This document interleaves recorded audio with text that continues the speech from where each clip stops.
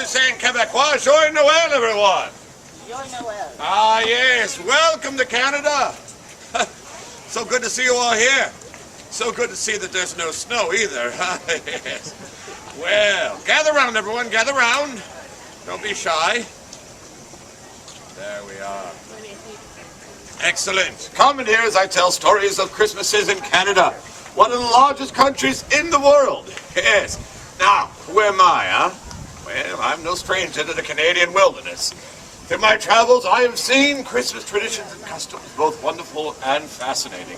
I truly have seen it all, yes. You don't mind if I sit, do you? No. Good. I've just come for looking for the perfect Christmas tree. Yes, you do know that Canada grows most of the world's Christmas trees, right? Yeah, over 1 million trees and 100,000 acres every year. That's a lot of looking at. Yes. Well, that's much better. Oh, I have 2 different socks on. Look at that. Well, oh my goodness. Now, with a country as large as Canada, and its people from so many different backgrounds, the First Nations peoples, the French, English, German, and Ukrainian, it shouldn't come as a surprise that its Christmas traditions and customs are both quite wonderful and quite different, depending on what part of Canada you visit or whose home you might be in. For example, many people in Canada await the arrival of Santa Claus, while others await Le Père Noël.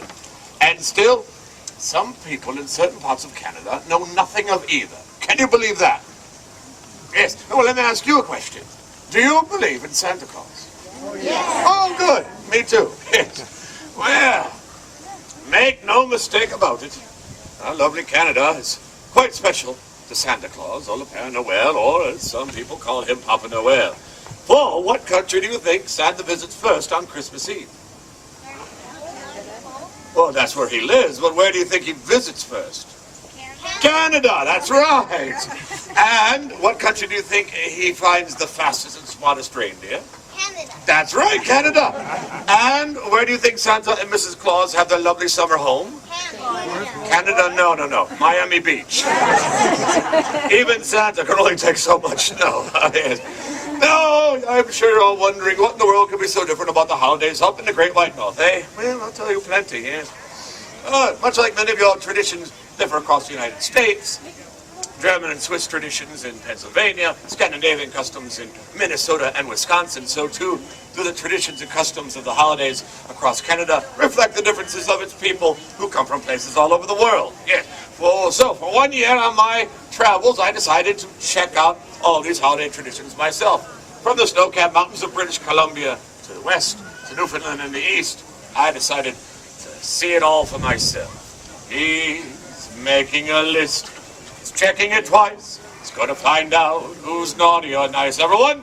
Santa Claus is coming to... Yeah, you remember that song, good. Scared the pants off of you when you were a kid, huh? Yes. Well, people often ask me, how does Santa actually know who is naughty or who is nice? Well, he has his ways. Yes. He has special help in some traditional homes in Canada, finding out who is naughty or nice. The strangers and unusual costumes who travel from home to home during the holidays, and these people are called relatives. No, they're actually called Bells-Nickels.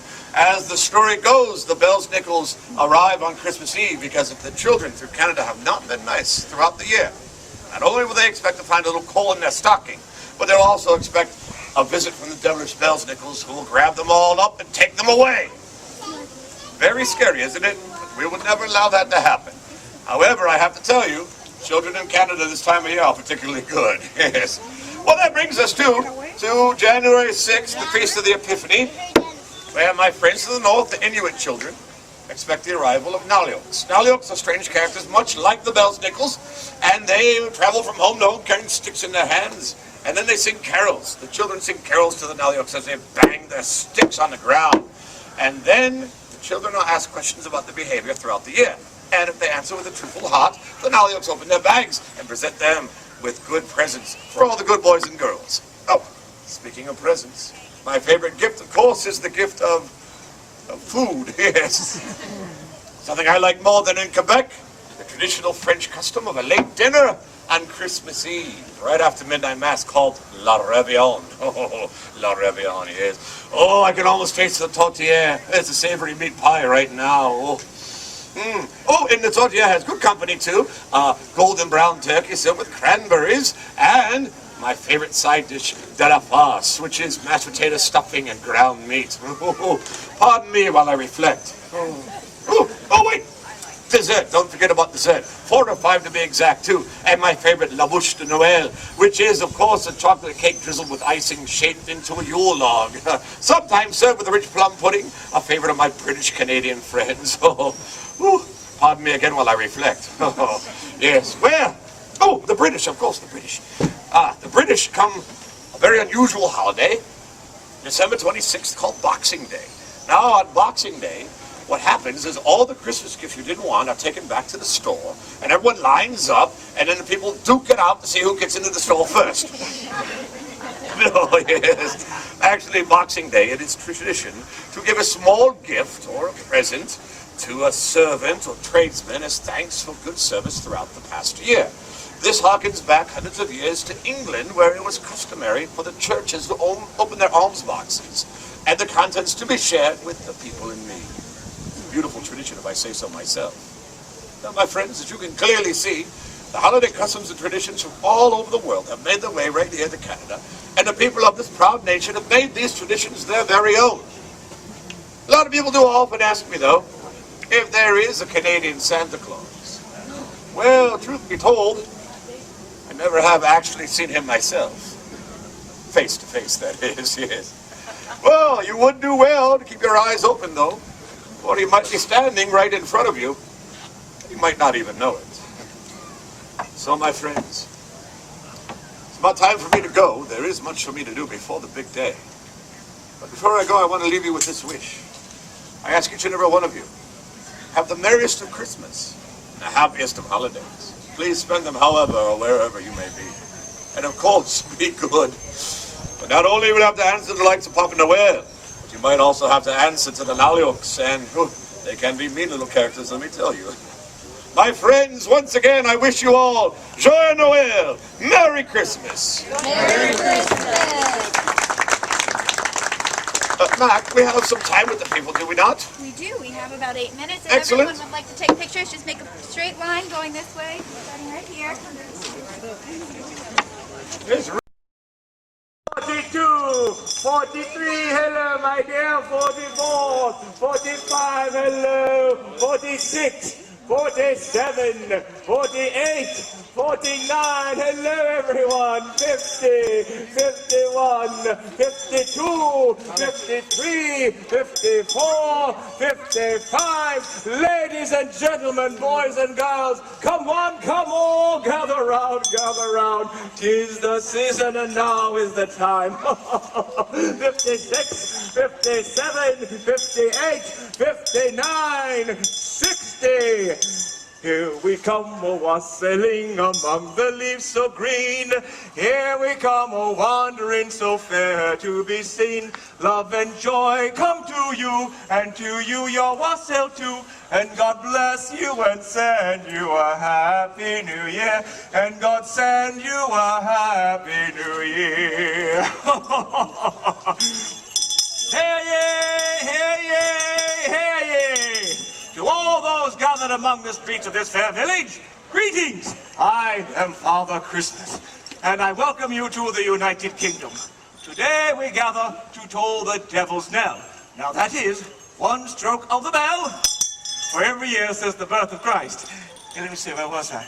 Oh yes, 65, 66, 67. Oh dear, what year is this? 60. 68. What year is this? 68. What, 2009? Let me see, 2009, that's 67. That is, you carry the what? Oh dear. That means I have to ring this bell 1,942 more times. 68. We'll get back to this a little later. At any rate, I am Father Christmas, and I have been bringing holiday joy to good little boys and girls throughout the land for many, many years. I've received letters from many of you this year. Oh, you're expecting a lot this year, aren't you? Ever the optimist, eh? Where was I? Oh, yes. The carol I was singing earlier, like so many of today's modern Christmas traditions, originated in the United Kingdom. Yes, in fact, it is not uncommon to see groups of carolers, much like yourselves, standing on a street corner, well, much like this one, singing songs of the season. In fact, that gives me an idea. Excuse me, my dear, would you like to help me with something? Come right up here, my darling. What is your name, my dear? Catalina? Catalina, where are you from, my dear? New Hampshire. Now, Catalina, I have a very important question to ask you. Look at the eyes of all these people out here and answer this question with your best honest face. Catalina, have you been a good little girl this year? Of course you have, somehow. I knew that. But, my dear, I have a bit of a task for you. Catalina, I want you to take these jingle bells here for me. And when I point at you and say jingle bells, I want you to give those a good hearty shake. Can you do that for me? All right, we'll practice that one, shall we? And jingle bells. Oh, you're a natural, yes you are. And now then, as I would say jingle bells, I almost caught you off guard there, didn't I? So watch closely for the next one, all right? In the tradition of Jingle Bells! Yes, now you have it! Ladies and gentlemen, would you please join Catalina and me as we sing that traditional Welsh Christmas carol? No, Deck the Halls! I said a Welsh Christmas carol, Jingle Bells. That comes from New Jersey or someplace like that. All right then, Catalina, are we ready? Deck the halls on the fa-la-las this time, all right? Everyone else ready? All right. A one and a two, and here's your cue. Deck the halls with boughs of holly, fa-la-la-la-la-la-la-la-la. 'Tis the season to be jolly, fa-la-la-la-la-la-la-la-la. Don we now our gay apparel, fa-la-la-la-la-la-la-la-la. Troll the ancient Yuletide carol, fa-la-la-la-la-la-la-la. Oh. Now that's the holiday spirit. Give yourselves a great big hand, eh? And how about an extra big hand for Catalina, our bell ringer? Thank you, my dear, thank you. But don't go away just yet. I have something very special for you, my dear.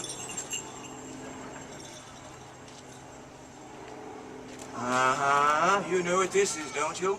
What is it? It's not just a jingle bell. This is a magic reindeer bell. Let me explain to you how it works. On Christmas morning, when you awaken before anyone else in the household, you take this magic reindeer bell. You hold it over the heads of your sleeping parents. And then you ring it just as loud as you can. And they will magically awake. So there you are, my dear. Use it carefully. Oh, and one more very important piece of information. Only on Christmas morning, we don't want you to end up on the other list. Nobody wants that. How about a big hand for our bell ringer, Catalina, everyone? Thank you so much, my dear. All that bell ringing should take a couple of 100 years off our devil's knell, don't you think? Yes, the sound of carolers in the street. It reminds me of a picture print from Currier and Ives. Or better still, a scene from a Christmas card. Now there's a tradition that really caught on. Did you know that the original Christmas card was sent in England back in 1843? Yes. And it finally arrived by post last week. No, just teasing. No, you see, that original card caught the attention of an English gift book company. And they had 1,000 lithographed copies made, for which they sold for a shilling apiece. And the rest, as they say, is history. Just a moment, hello. Excuse me, ladies and gentlemen. You, sir? Yes, sir. I know what you are thinking. Yes, I do. I'm Father Christmas, remember? You're thinking enough about the Christmas cards and the Christmas carols. What about the mistletoe, am I right? Yes, go ahead and say yes, I know you are too. Well, there's one in every crowd, ladies and gentlemen. But I can't say that I blame you. The hanging of the mistletoe is one of our oldest And I might add one of our most popular traditions. You know, it dates back to the Druid ceremonials of the winter solstice. Whenever a kiss was claimed under the bough, no coaxing needed there. Yes, the young man would pick a berry off the bough until there were no more berries left. So here's wishing you a bough full of many, many berries. Watch out for this one. Oh yes, there are so many wonderful traditions that come from the countries of the United Kingdom, England, Northern Ireland, Scotland, and Wales, and each have their own unique customs that make this holiday season the most special time of year. And just as Charles Dickens shared the romance of a perfect Victorian Christmas with us in his writings, so too has the United Kingdom shared the customs and traditions of its countries with the rest of the world. Perhaps the immortal bard William Shakespeare said it best.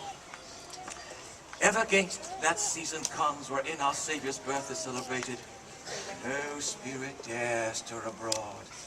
The nights are wholesome. Then no planet strikes, no fairy takes, nor witch hath power to charm. So hallowed and so gracious is that time. And so, my friends, on behalf of all the towns and villages of merry old England, here's wishing you a most hallowed and a most gracious Christmas time. Sing along with me, won't you? We wish you a Merry Christmas, we wish you a Merry Christmas, we wish you a Merry Christmas and a Happy New Year. Happy Christmas to you one and all.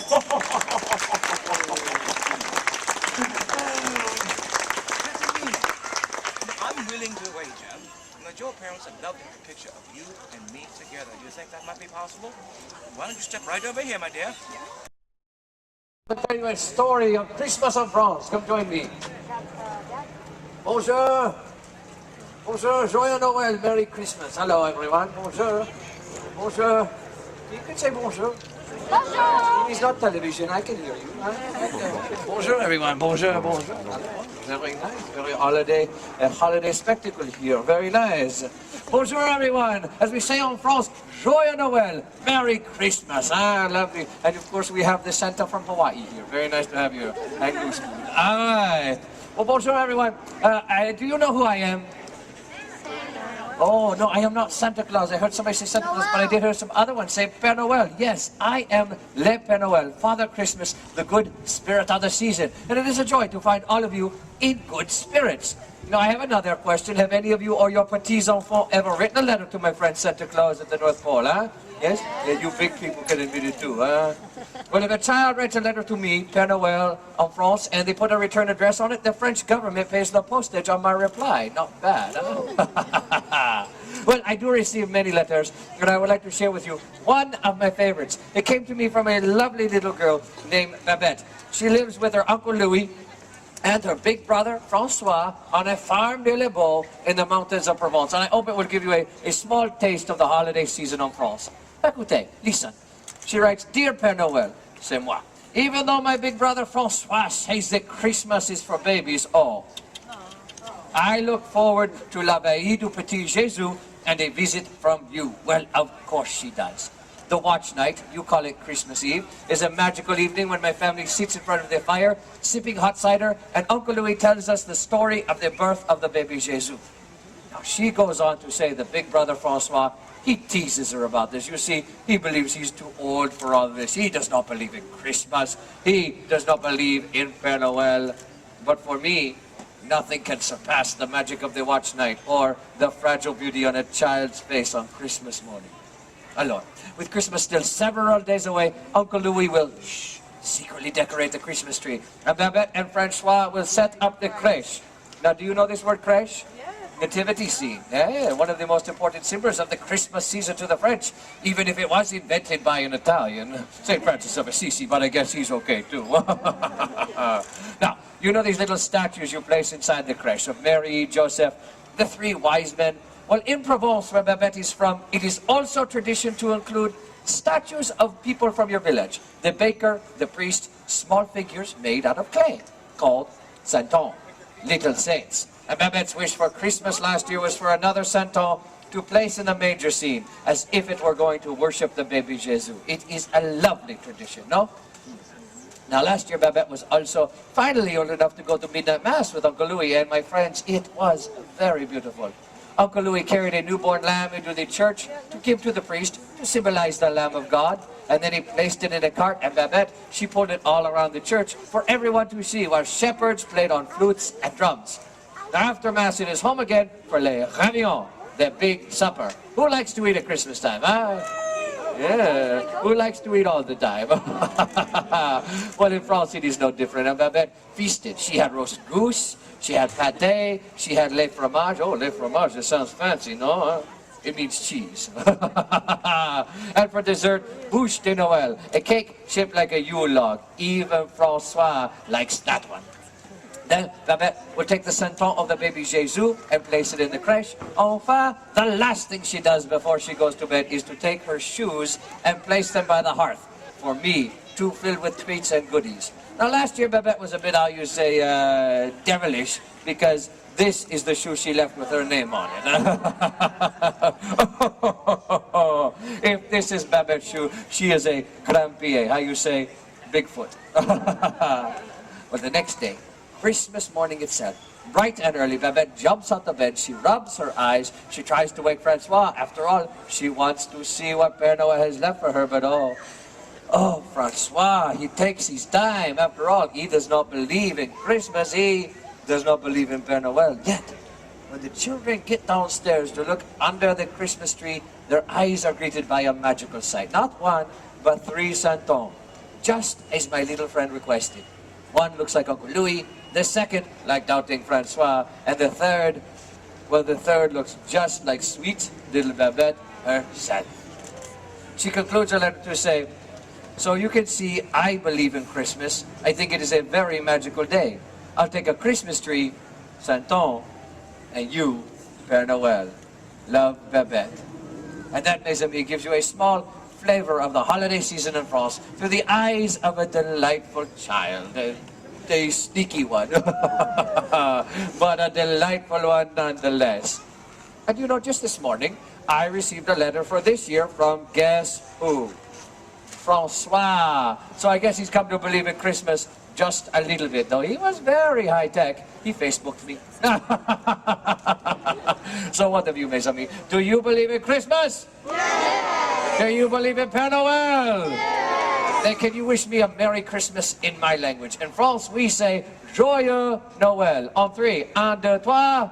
Joyeux Noël. Music to Père Noël's ears. And to all of you, Merry Christmas, Happy New Year, Joyeux Noël, everyone! Oh, merci. You are far too kind. Now, it is a very busy time of year for Père Noël, but I have a few minutes before I go to come up and say hello. So if you would like to, let's make a line right over this way. We'll start behind the lovely family in bright bejeweled colors. All right, right over here.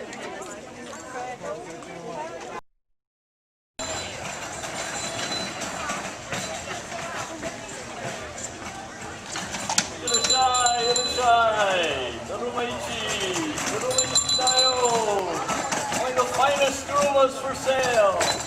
Come, see the legend of the Taruma.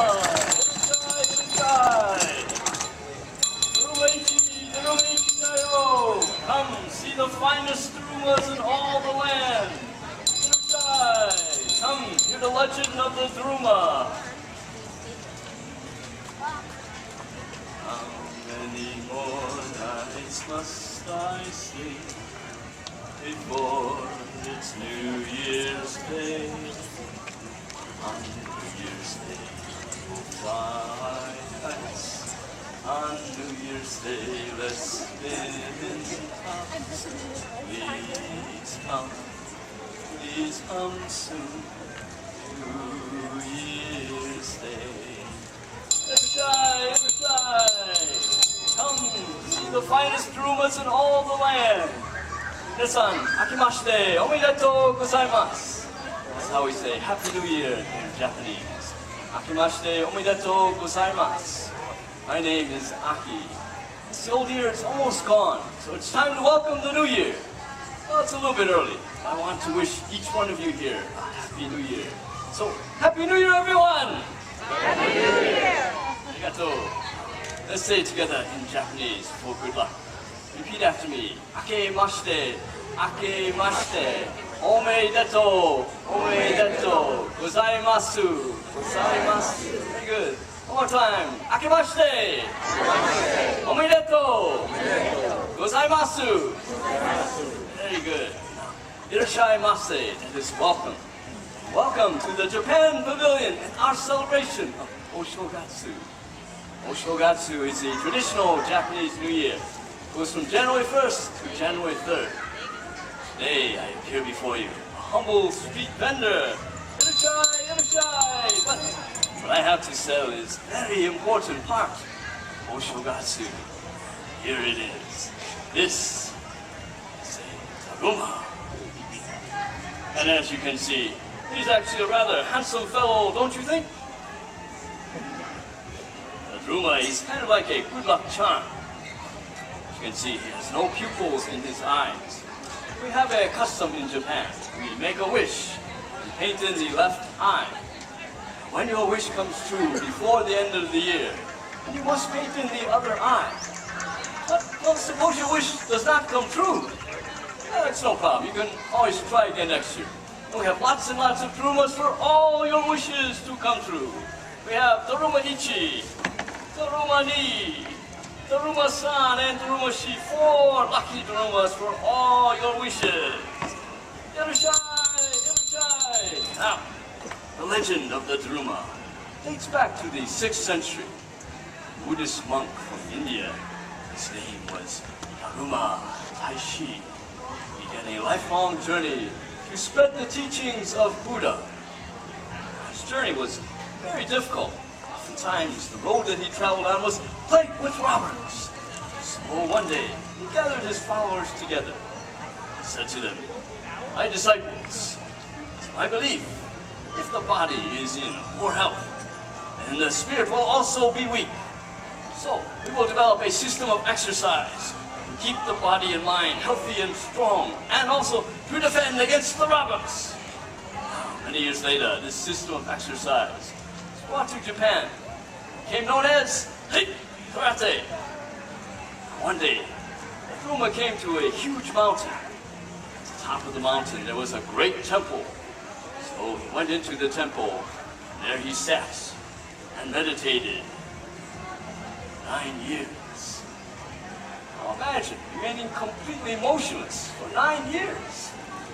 Most of us, we can't stay still for 9 minutes, right? So legend continues, and it is said that the Daruma lost the use of his limbs, remaining motionless for so long. That is why, as you see, Daruma, he has no arms and no legs. So Daruma has come to be a symbolic reminder to Japanese. Patience, persistence, through the ups and downs of life. And we have a saying, Nana karobi yaoki. That literally means knock down 7 times, but get up 8.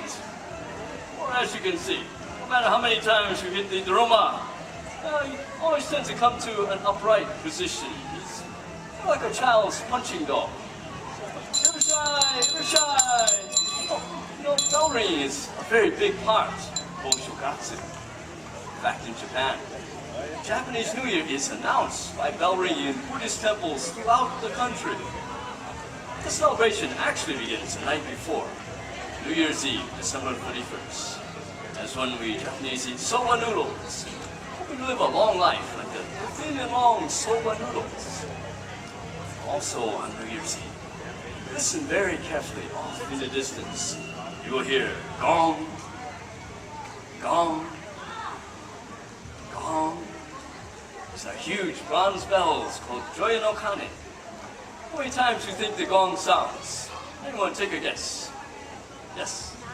9? Bigger number. Yes. 12. Still bigger. Yes. 1,000. Not quite that big. 50. Close enough. 108. Oh, it signifies the conquering of the Banno. Banno in Japanese Buddhism is the 108 earthly desires. With the Banno defeated, people of Japan believe they will start the new year with a clean slate, fresh and with great hopes of the future. Now, just for a moment, I want you to imagine each one of you here is Japanese. And it's New Year's Day. You know what you would do? First, you would get up early part of Ganjitsu, first day of the year. Go outside, catch the first sunrise of the year, called Hatsu Hinode. As the sun is coming up, you might have a sip of otoso, sweet spiced wine. It is said by drinking otoso, you vanquish the evil spirits within you and prevent sickness within a mile of your house. Then you would go to the mailbox, see the beautiful Nengajo. These are New Year's cards from your family and friends. And later in the day, callers to your house might come in for a meal of oseshi ryore, and of course, more otoso. Then we go to Shinto Shrine, the one over here, to pray for blessings of the New Year. So as you can see, everyone gets into the spirit of Oshogatsu, enjoying the beautiful customs and traditions of the New Year.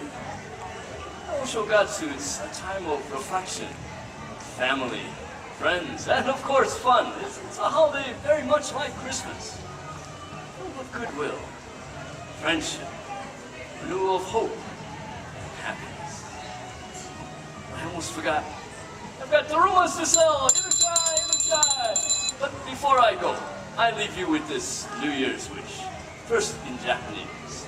Minasan, dozo yoyo otosho omukai kudasai. May your daruma's eyes be painted in each and every year, and may all your wishes come true. Happy New Year, everyone! Enjoy the rest of your day at Epcot! I'd like to come forward and take pictures with... Hello there. Jumbo, Jumbo. Jumbo. Hello there. How about Ivani? Have you heard the news? It's time for Kwanzaa. It really is. Thank you. It's right over here. Oh, I wanted to ask, did you little ones help me beat the drum so I can tell everybody about it? I'm Imani, Father. Imani, very nice. Yes, very nice. Hey. Hi. Will you help me beat the drum so I can tell everybody about Kwanzaa today? That would be wonderful. Hi there. Ooh, you're busy with a very wonderful looking thing. What is that? Like a snow cone. Oh, that looks delicious. Wow, I want one. Hello there. Habarigani, Habarigani. My name is Imani. Come on, everyone. Hello, come on over. Come right here. Now, what is your name? Sophia. Sophia. And what's your name? Alex. Alex and Sophia, come right in here. Yes. I am going to give you each a drum. Pick a drum. 1, 2, 3, 4. Any drum. You want that one behind her? Okay, well, I'll play this one. How's that? And we're going to beat out a rhythm like this. And you can clap along. Here we are. 1, 2, 3, 4. Can you do that? Right. Let's do it together. 1, 2, 3, 4. Everyone, clap along. Come on, everybody, it's Kwanzaa time. Come on, everybody, it's Kwanzaa time. Come on, everybody, it's Kwanzaa time. Kwanzaa, Kwanzaa, Kwanzaa time. Kwanzaa, Kwanzaa, Kwanzaa time. Kwanzaa, Kwanzaa, Kwanzaa time. Oh, bravo, do your end. Ta-da! Bravo! Let's give my helpers a hand. Thank you so much. You did a wonderful job. Oh, yes, pose for the cameras. Beep, beep, beep. Very good. Now come right over here. If you would, children, you can have a seat. Kids, young adults, you can have a seat too if you want to. And, oh, Alex, oh, there you are. Now right here, right down here. Now for those of you I have not met yet, I am Imani, and Imani means faith in Swahili. Now that's an African language. Now, who here has heard of Kwanzaa? You have. Do you know what it means? You don't? Oh, well, it's a good thing that I showed up then, isn't it? Because I can tell you that Kwanzaa comes from the Kiswahili phrase, Matunda ya Kwanzaa, and that means first fruits of the harvest, which I put my scansion over. Ah, there, that's better. Now, Kwanzaa celebrates the values of family and community, and we do that by using 7 principles that are called the Nguza Saba, and they are the basis of every Kwanzaa celebration. Although everybody's Kwanzaa celebration may be a little bit different. Now, do you want to hear about my family's first Kwanzaa? Yes, okay, that's not one man. Everybody? Yay! Oh, good. Well, you see, when I was growing up like they are right now, I heard of Kwanzaa, too, and the other families that celebrated it, but I was in my first year of college when I took a course called African American History, and after that, I was convinced my family had to celebrate Kwanzaa. But they said, my parents said, rather, you will have to be the one to talk to Grandma. Yee! Okay. Now, how many of you spend the holidays with family? Exactly. Most of us do. And I am no different. It's tradition in my family to celebrate Christmas and New Year's with Grandma, the outspoken elder of our family. Now, a few days before Christmas, we went over to my grandmother's, and she was in her kitchen making up, one of her famous pound cakes when I mentioned the holiday. Kwanzaa, she stammered. Now, what is it, and what's wrong with Christmas? Well, there's nothing wrong with Christmas, Grandma. It's not instead of Christmas. It's not even a religious holiday. In fact, it starts the day after Christmas and goes to New Year's Day. Well, then why do we need it? Well, it's kind of like your recipes or your advice or one of your hugs. It's the way we pass on who and what we are. She stared at me over her spectacles and just, you young people. Oh, just listen, Grandma. And let me help you with the cake. I don't need help. You know, she was trying not to smile. But I guess when I'm done mixing it up, you're not too grown to lick the spoon, are you? No, ma'am, I said. Oh, woo. Do you know, I was 12 years old the last time I heard that tone of voice. Well, my grandmother continued gathering her ingredients, and she gave me a look. I'm listening, miss. I knew I had her. So I told her, like I tell you, Kwanzaa celebrates the values of family and community using 7 principles. Now, the first day is Umoja. Can you say Umoja? Umoja means unity. It's kind of like, when you have to put together all your ingredients before you even start baking a cake. That's Umoja. And my grandmother said, Umoja. Very stern. And I said, yes, now that's right. That's the first day. Now the second day is Koji Chagulia. Who got that one? You're cheating. You're looking at the dish. No cheating, no cheating. Everyone, Kuji. Kuji. Chagu. Chagu. Leah. Leah. Kuji. Kuji. Chagu. Chagu. Leah. Leah. Okay, I'm losing some volume. Kuji, Chagu, Leah. Kuji Chaguli Kuji Chaguli Right, we'll start the conga line with him later. Okay, now Kuji Chagulia, I told my grandmother, it's like, you see, you have your eggs, your butter, your sugar, your flour. None of these have the same ingredients. And she just was like, or same taste and flavor. And she said, now wait a minute, that would be a pretty tasteless cake if all the ingredients taste the same. Exactly. You know, people are just like these ingredients. We all may be in the same bowl, same world, but we all have a right to have our own definition, and that self-definition is Kuji Chagulia. We have a right to define ourselves and have our own flavor. You've got your own flavor? Oh, yes, I can see it in its middle. Yes, and my grandmother said, right about that. And she began blending her ingredients in her favorite bowl. Now, about this time, I told her, well, Grandma, the third day is Ujima. Say, Ujima. Ujima. Oh, we've got to get... See, now she's got the idea. That was good. Everyone, a little more life. Are we awake yet? Everyone jump around. We'll do Kwanzaa aerobics. Here we go. Kuji, chakuli. Now, okay, ready? Ujima.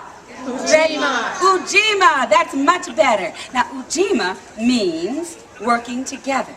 And I very carefully took the spoon out of my grandmother's hands. And I said, well, Grandma, that's exactly what we're doing right now. We're working together. Oh, and it's also like when you take your cakes to the senior citizens home. Now, that's Ujima, too. She nodded and said, oh, I like Ujima. What's next? Well, the fourth day is Ujama. Ujama. Much better. You can learn much better. Now, Ujama means cooperative economics. And by this time, my grandmother was asking me questions. I mean, can you believe it? She said, now, wait a minute. Wait, is that like when I take my cakes to the church bake sale to raise money? Very right, my Granny. Very right. Yes, we take the money and we use it to develop and support our communities. Oh, my grandmother laughed. I like Ujama, too. And she poured her batter into a ring pan. And she handed me that spoon covered with sweet, delicious batter. Oh, I forgot you were there. Now, tell me, do you lick the spoon? You? Who licks the spoon? Who licks the bowl? Who licks the table? That's just me. Oh, well, okay. But my grandmother, while I did that, went over to her sink to wash her dishes and her hands very quietly. Now, see, my grandmother's hands are carved with hard work, and they glistened in the water with light and love. And I stood next to her to help wash the dishes, because I'm a good granddaughter. And I said, Grandma, the fifth day we celebrate Nia, and Nia means purpose. And I touched her hands and I said, Grandma, you taught me about purpose. She got very serious and said, oh yes, now there should be purpose in everything we do. Purpose is also the pathway we take to realize our dreams. I just wrapped both arms around my grandma. Oh, she returned my hug, too. And we left the cakes to bake, and I left her just to think for a little while. Now, after a while, when those cakes were done, perfectly cooled and brown in their pans, my grandmother looked at me and said, now, wait a minute, okay. What about the last 2 days? Now, what are we going to celebrate? Well, the sixth day is Kuumba. Everyone. Kuumba. Very good. Kuumba means creativity. It's like, well, like what you do over there at KitKat with your mask, like that little one. Or the little secret, something my grandma puts in her icing that she drizzles on top. Oh, and the seventh day, the very last day, we welcome the new year and celebrate our faith with the principle called Imani, like my name. Everyone. Imani. Oh, that's pitiful. Just pitiful. We lost it. Here we go. Imani. Imani. Yes, and when my grandmother said that, when her face broke into a big smile like that. Yes, and she threw both arms out wide and said, oh, baby, if truth be known, I celebrate you each and every day of the year. Oh. And she planted a kiss right here on my cheek. Oh, that first night of Kwanzaa in my family, I set up the mkeka, which is the straw mat representing our foundation. The mazao and the muhindi, now that's the basket of fruits and vegetables with corn representing you, our children. 2 children, 2 ears of corn. 3 children, 3. And the kinara. Now that holds 7 candles. And according to tradition, we light a different candle each night of Kwanzaa. Now the black candle represents our people, the red represents the blood, and the green represents the future. Oh, we stood around the kinara holding hands. Come right over here. Holding hands and singing and praying several generations strong. Ready to be my sisters? Ready? Amen. Amen. You're not singing. You're not singing. But I can still hear my grandmother's voice. It's okay. I just wanted you to be ready. Amen. Salah. Oh, good. That was beautiful. I pulled your hair. Hey, I can still hear my grandmother's voice, and my sisters were all around, and my mother and my brothers and all of us. Oh, you can still hear. You can do. That's okay.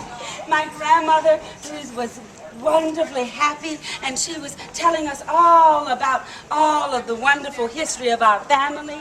And oh, soon we would eat a kanara. That's called our glorious feast. And we would exchange glorious, wonderful, handmade gifts. Now, these are zawadi. Everyone say zawadi. Zawadi. Very nicely done. Zawadi are handmade because they're expressions of our love and thoughtfulness. But before all of that, my grandmother passed around the unity cup. Oh, now, the unity cup that she chose was an old crystal goblet from her own wedding day. And she chose it to symbolize the bond of our family. Oh, and there in the center of the dessert table was the cake we made together. Okay, she made it, I licked the spoon. I know. But that afternoon, we shared so very much more. And my grandmother announced to the entire family that her famous pound cake would now be known as her Kwanzaa family recipe. And as I sipped from the Unity cup, I couldn't help thinking about a slice of that Kwanzaa family recipe. Oh, because it's a piece of everything that we are as a family. Now, this holiday season, I invite you to share a Unity cup or maybe a slice of Kwanzaa cake, or even just an evening or two with the people that you love and cherish and call family. And I'm really hoping that you find a lot of those special times right here at holidays around the world at Epcot. But for right now, from my family to yours, Happy Kwanzaa, everyone! Happy Kwanzaa! Yes, this year and every year. And thank you for listening to the story. Thank you. Thank you. Thank you, Miss Crystal. I appreciate it. Oh, and I invite you to take pictures or ask questions.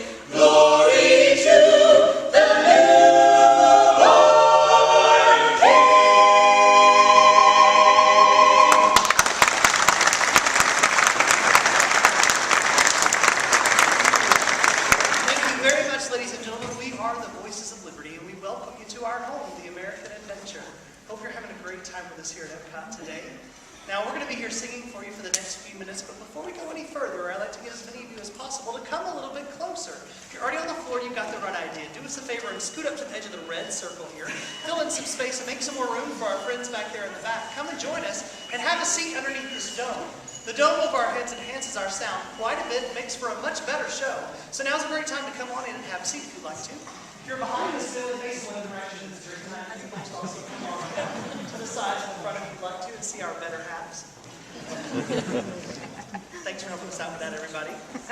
Well, how's everybody doing today? Are we having a good time so far? Now, you know, Christmas is not the only holiday celebrated this time. Many of our friends celebrate the Festival of Lights, or Hanukkah.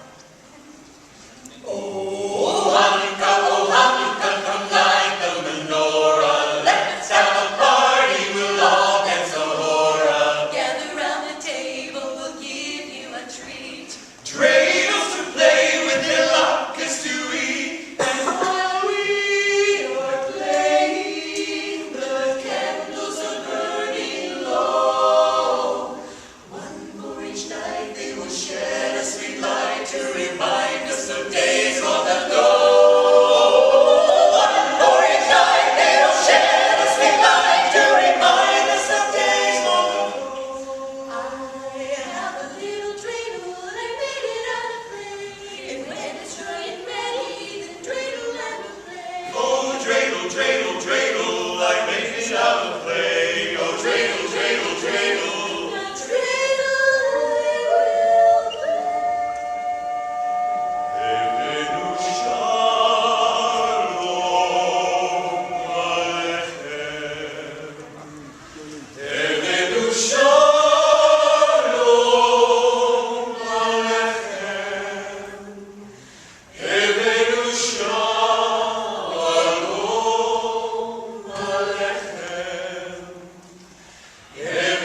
Shalom, shalom, shalom Aleichem.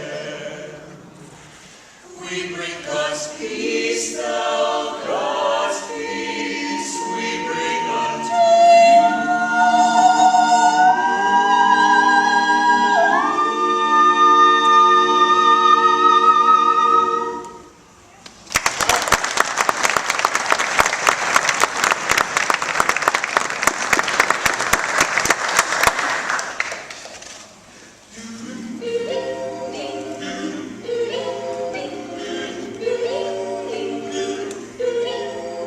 Silver bells, silver bells, silver bells, silver bells, it's Christmas time in the city. The city.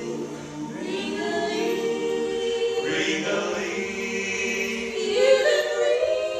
hear them ring, soon it will be Christmas Day.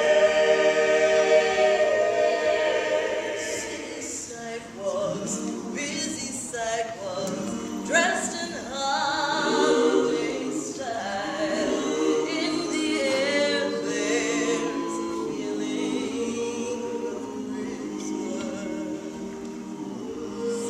Children laughing, people passing, meeting smile after smile, and on every street corner you hear silver bells, silver bells, silver bells.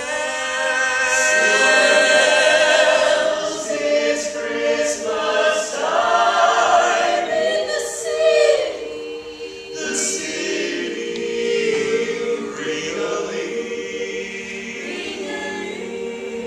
hear them ring,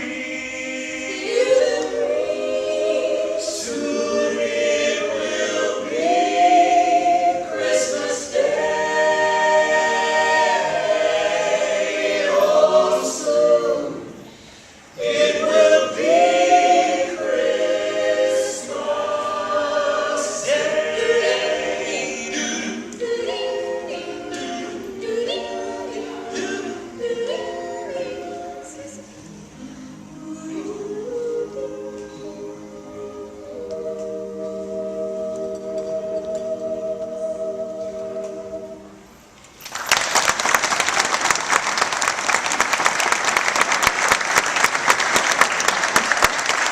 With this gathering of nations around the World Showcase Lagoon, we're reminded that this holiday season is celebrated all over the world.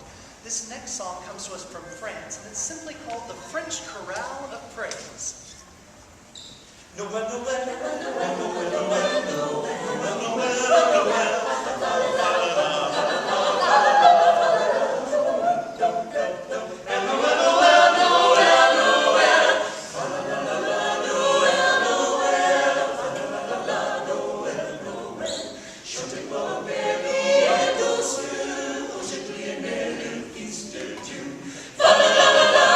Jésus sauve, fa la la la la, nous répondons sur son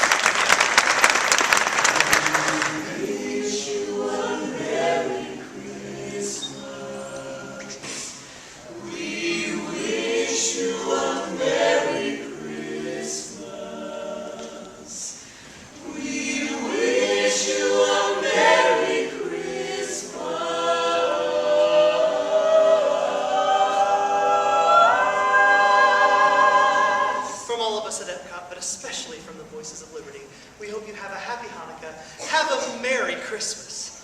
And a Happy New Year. Merry Christmas, everybody.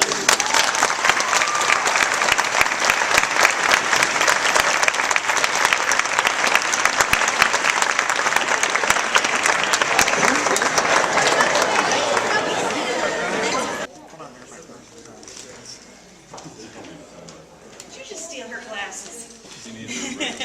Yeah, we took our sunglasses off. Hi, everybody. How are you doing today? You're not pooped out yet? No, good. You got your walking shoes on, do you? Good afternoon, everyone. Welcome to the American Adventure. My name is Angela, and today I'd like to share with you the story of Hanukkah, the 8-day festival of lights. Hanukkah is a time for family and friends, as well as a joyous holiday that is steeped in rich traditions. If you look behind me, you can see the traditional symbols of Hanukkah. I'll start with this beautiful piece. This is the menorah, also called the Hanukkah. It's an 8-branch lamp symbolizing the 8-day miracle of the burning oil. The 9th candle in the center, that's called a shamash, or a servant candle. That's what's used to light all of the others. One candle is lit each night until all have been lit. The candles, they're always placed in a menorah from right to left, but then they're lit from left to right, beginning with that newest candle that was added each night. This all takes place while singing beautiful blessings. I'm going to show you something a little more playful. Who knows what this is? Anybody? Tell me.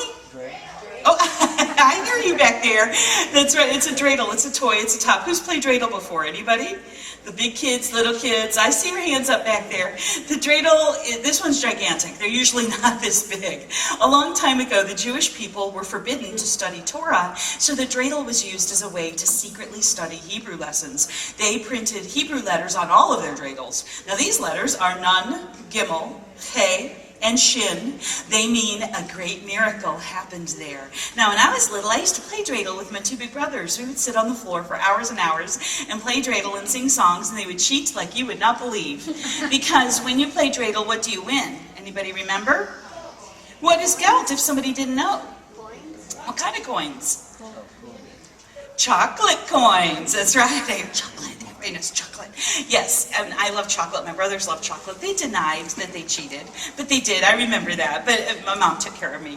But it's really fun, and it creates these wonderful memories. My family, we gather together over the 8 nights. We light candles, sing blessings, open presents, and we do a lot of eating. That is another Hanukkah tradition. My grandmother, she could make the most amazing potato latkes you have ever tasted in your entire life. That's very much like a potato pancake, fried in the oil with some onions and seasoning. You could have applesauce on the side, or sour cream, or both, if you can't make up your mind. What's important is that the food during this time is cooked in oil, and that's to commemorate the miracle of the oil that burned in the lamp for 8 days. So clearly it's not the healthiest of holidays. So we've gathered together, we are stuffed with food. My grandfather, he would sit us down and tell us wonderful stories, and I would love to share one of his favorite stories with you now. It's how the Jewish people first came to celebrate Hanukkah. Would you like to hear it? Well, good. This is going to be the story of the Maccabees. Once there was a king. His name was Antiochus. He was a mighty ruler of 3 nations. One included the Jews. Well, one day, Antiochus announced loudly and proudly, "I will unite all 3 nations to become one mighty, powerful Greek nation. We will all speak the same language. We'll worship the same God. My nation will be so mighty that no other will be able to defeat it." He probably did not laugh like that. Well, the people of these nations, they revolted. They didn't want to be a part of this army with Antiochus. There was one man in particular. He was brave, courageous, a leader. His name was Judah. He was the leader of a group called the Maccabees. Now picture this, all right? You have this huge Greek army, thousands of men. They have swords, bows, arrows, they have elephants. You get the idea. This is a huge army. And then here's Judah leading his small tribe of Jewish villagers. They could hardly be called an army. They had no elephants or any real weapons, but what they did have, they had determination and strength and courage. These 2 opposing forces, they met in the city of Beit Zur. The Greek army, they stormed the Maccabee tribe. The Maccabees, they charged the Greek forces. The slingers slung, the bowmen drew their bows, and then the Greeks, they charged forward on elephant back. But these elephants, these war elephants, panicked. They turned around and they charged back into the Antiochus army, scattering his men everywhere, leaving enormous gaps in his lines of defense. So of course the Maccabees, they charge into these gaps and they win this battle. After many, many battles, the victorious Maccabees, led by Judah, they travel back to Jerusalem. They are met with cheers and celebration. But their celebration is short-lived because when they return to their temple, they find it ruined, desecrated. So the Maccabees, they put aside their weapons, and alongside the people of Jerusalem, they work. They work day and night to repair their temple. On the 25th day of the Hebrew month, Kislev, Judah and his followers, they're able to rededicate their temple to worship. Now, according to legend, when they went to light the lamp, they could only find one vial of oil that hadn't spoiled. Well, one vial of oil would burn maybe a day if they were lucky, but here's where the miracle occurs. That tiny amount. It burned for 8 days until more could be obtained. So ever since that time, over 2,000 years ago, the Jewish people have celebrated Hanukkah, the festival of lights. The burning candles in the menorah remind us of the miracle of the oil that burned in the lamp for 8 days, and of a tiny band of men and women who defeated a mighty empire, and they won the right to worship in their own way. I know I told you this is one of my grandfather's favorite stories. Well, clearly it's one of mine too. And I thank you so much for letting me share this with you today. I wish every one of you happy holidays, and may you enjoy the many blessings and miracles of the season. Hanukkah Sameach. Thank you. Thank you. Thank you. Now, if anybody loves chocolate, you want to play dreidel, come on over here. We'll get a game going. You want to play? Come on over, Asha. Have you played dreidel before? I am good at dreidel. You're good at dreidel? Oh my gosh, you're so modest about it too. Okay, so you ready? What's your name? S-I-V-A-N. Sivan? Okay, and what's your name? Aveen? Aviv? Aviv. Aviv and Sivan. Are you sisters? Yeah. Yeah? Do you boss her around? Yeah, sometimes. I had a feeling. Okay. All right, so, Sivan, spin your dreidel. So if there's kids that haven't played before, they understand how to spin the dreidel. Spin it again, so you can too. Aviv, go ahead and spin. Very good. Yeah, good practice. Have you played dreidel before? Yeah, oh, so you all know. Oh my goodness. All right, well, let's get a game going then. Okay, let me get that little one. Okay, I know. You ready? Let's start with Aviv. Aviv, spin your dreidel, and you're going to start the game. Oh my goodness, none. What does that mean? None. Nothing happens. Okay. All right, silly girl. Spin. Here we go. Gimel, everybody has to give her one. Give her one. Here, you play too. Oh, and she gets on mine. Okay, and your turn. Nice spin. Who's happy? Are you happy? That's awesome. Wow, okay. Whose daughter is this? Oh, you are claiming her. Okay, I was just checking. What'd you land on? Hey, guess what? You get half the pot. That's your mom and dad. Where do you live? Do you live in Florida? Yes. Where do you live in Florida? In Gainesville. Oh my gosh, you let her talk. I can't believe it, you little pumpkin. Okay, who did you spin? Did you spin that? You landed on Gimel. That means everybody has to give her one. Oh my goodness. There you go. Yep. Okay, and then your spin. Okay, here we go. Wow, crazy spin.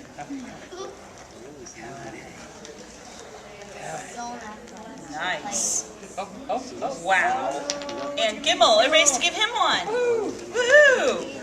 Thank you. Yeah, don't hit him in the head, okay? Okay, Aviv, go ahead and spin your dreidel.